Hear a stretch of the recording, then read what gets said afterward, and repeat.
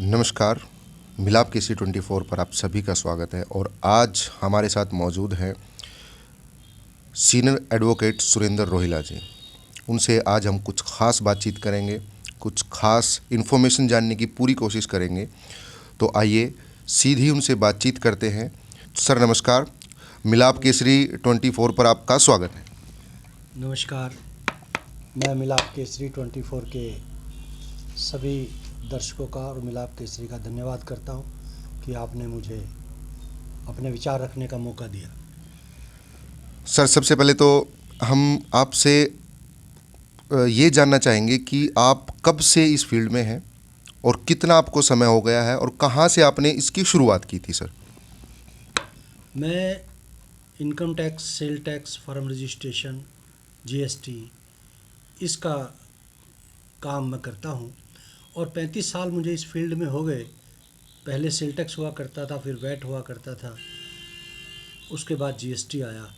एक लंबा सफ़र 35 साल का मुझे इस लाइन में हो गया है काम करते हुए। बार एसोसिएशन में मैं 6 बार प्रधान के पद पे रहा और बार एसोसिएशन को हमने पूरा सम्मान दिलाने का प्रयास किया। बार एसोसिएशन को हमने bar council of Punjab and Haryana से रजिस्टर करवाया। ये एक हमारी बड़ी उपलब्धि रही। अपने साथियों के साथ मिलकर हमने ये काम किया, क्योंकि हमारी बार जो इनकम टैक्स और सेल टैक्स की बार है, ये पहली ऐसी बार है कि जो बार काउंसिल के साथ रजिस्टर्ड है।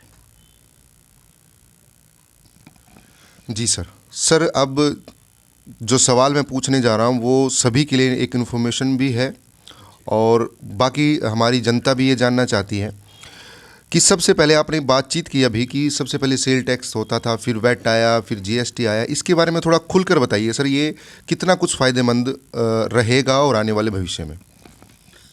देखिए, वक्त बदलता है तो उसके साथ साथ बदलाव आते हैं, नए नए सुधार होते हैं। पहले हरियाणा जनरल सेल टैक्स हुआ करता था हरियाणा में, उसके बाद 2003 में वैट आया। उसमें काफ़ी कुछ सरलीकरण करने का प्रयास किया गया और कुछ सरल हुआ भी। और अब जो जीएसटी आ गया, जीएसटी का पर्पज़ ये था कि व्यापारियों को पूरी तरह से राहत देना। लेकिन जीएसटी आज लगे हुए करीब 5 साल हो चुके हैं, लेकिन जीएसटी वो काम नहीं कर पा रहा व्यापारियों के लिए जो उसे करना चाहिए था। व्यापारियों के लिए बड़ी भारी दिक्कत है। जो हम जैसे प्रैक्टिशनर हैं, सीएज हैं, उनके लिए बड़ी भारी दिक्कत है। पिछले 5 साल में 1,500 से ज़्यादा अमेंडमेंट कर चुके हैं। ये पहला ऐसा एक्ट है, मेरे ख्याल से तो दुनिया का पहला ऐसा एक्ट होगा जिसमें इतनी ज़्यादा अमेंडमेंट हो चुकी है। और उसके बाद इनकी वेबसाइट ने बहुत परेशान किया, कई सालों तक परेशान किया। जुर्माने इसमें बहुत ज़्यादा हैं। अगर व्यापारी ज़रा सी भी चूक करता है तो उसको जुर्माने बहुत लगते हैं। तो इसके बारे में सरकार को सोचना चाहिए कि जुर्माने कम से कम हो, व्यापारी को उससे राहत मिले और वो आराम से अपना काम कर सके। सर सरकार की बात करें तो सरकार ने 150 लाख करोड़ जीएसटी की कलेक्शन की है सर, उस बारे में आपका क्या कहना है सर? देखिए, जो कलेक्शन हुई है, ये कलेक्शन कोई व्यापार बढ़ने से नहीं हुई है। ये कलेक्शन हुई है व्यापारियों के ऊपर डंडा चलने से। चारों तरफ से शिकंजा कसा गया है, हर चीज़ ऑनलाइन होती जा रही है। व्यापारी को ये डर सता रहा है कि आप पकड़े जाओगे, आपके बैंक अकाउंट सब सरकार के पास जाते हैं। आपकी जो सेल है वो इनकम टैक्स में भी रिफ्लेक्ट होती है। तो इस तरह से पहले जो टैक्स की चोरी किया करते थे लोग, वो टैक्स की चोरी अब नहीं कर पा रहे। तो इन हालात में सरकार का रेवेन्यू बढ़ रहा है, टैक्स बढ़ रहा है, व्यापार नहीं बढ़ा, टैक्स की कलेक्शन बढ़ रही है। मतलब सर एक बात कहने में ये आती है कि व्यापार मंदी में चल रहा है लेकिन टैक्स की कलेक्शन भी बढ़ रही है। ये थोड़ा खुलकर समझाइए सर एक बार दर्शकों को। जी, वही मैंने बताया कि व्यापार नहीं बढ़ रहा, व्यापार में मंदी है। हमारे पास ही पानीपत ज़िला है और वहाँ पर सैकड़ों ऐसी फैक्ट्रियाँ हैं जो बंद हो चुकी हैं। ये मैं आपको एक ज़िले की बात कर रहा हूँ जो नोटबंदी के बाद बंद हुई, जिसका इतना व्यापक असर हुआ। जमुनानगर है वहाँ पर बहुत बंद हुई। ऐसे ये तो एक दो ज़िले की मैं बात कर रहा हूँ, अब आप पूरा हिंदुस्तान देख लीजिए कि व्यापार पे कितना भारी असर हुआ होगा, कितनी छटनियाँ हुई, कितने कर्मचारियों को बाहर निकाल दिया गया।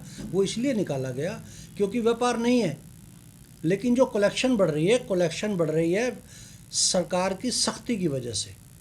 सरकार सख्त हो रही है और टैक्स की चोरी बंद हो रही है, इस वजह से कलेक्शन बहुत ज़्यादा हो रही है। सर साथ साथ हमें थोड़ा सा इस बारे में भी जानकारी दें कि इनकम टैक्स के प्रभाव और इसके दुष्प्रभाव भी एक बार हमें बताएं सर। इनकम टैक्स में सरकार ने जब से फेसलेस स्कीम लागू की है उसका व्यापारियों को काफ़ी फ़ायदा हुआ है, और हम ये कह सकते हैं कि भ्रष्टाचार पे एक बहुत बड़ी नकेल लगी है, अंकुश लगा है। ये सरकार का एक बहुत ही अच्छा कदम है और हम इसकी सराहना करते हैं। सर हमें ये बताइए कि जीएसटी के अंदर सरकार ने कंपोजिशन स्कीम चलाई हुई है सर, जी उसका व्यापारियों को क्या फ़ायदा होगा? ये कंपोजिशन स्कीम ज़्यादातर छोटे व्यापारियों के लिए है जिनकी सेल 1.5 करोड़ रुपए तक है। वो इस स्कीम का फ़ायदा उठा सकते हैं। उन्हें सिर्फ 1% टैक्स देना होता है अपनी सेल पर और ज़्यादा हिसाब किताब भी नहीं रखना होता।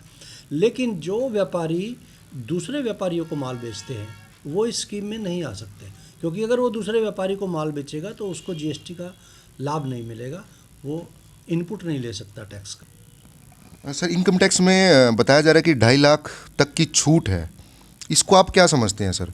और महिला क्या महिला पे ज़्यादा है या पुरुष पे कम है, कुछ ऐसा है सर? नहीं, महिलाओं को जो ज़्यादा छूट मिला करती थी वो पिछले कई सालों से बंद कर दी गई है। अब महिला और पुरुष बराबर की श्रेणी में आते हैं।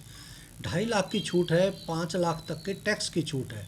अगर आप अपनी इनकम 5 लाख 1 रुपया दिखाते हैं तो आपको 12,500 रुपये भरने पड़ते हैं। अगर आप 1 रुपया कम कर देते हैं तो आपका टैक्स 0 आता है।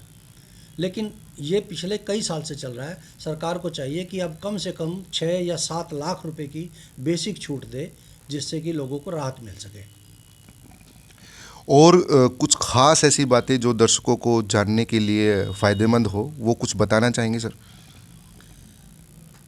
देखिए, दर्शकों के लिए तो मैं यही कहना चाहूँगा कि अपनी टैक्स की रिटर्न टाइम पर भरें, अपना टैक्स प्रॉपरली भरें। कहीं ऐसा ना हो कि सरकार आपको पकड़े और आपको कई कई 100 गुना जुर्माना देना पड़े। उससे बचने के लिए आप अपने कर का सही आकलन करें और सही टैक्स जमा करवाएं।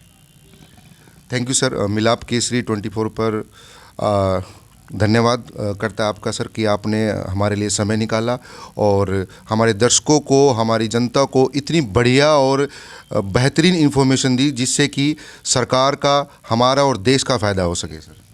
मैं भी बहुत बहुत शुक्रिया आपका अदा करता हूँ। आपने मुझे मौका दिया अपनी बात रखने का। धन्यवाद। Thank you sir.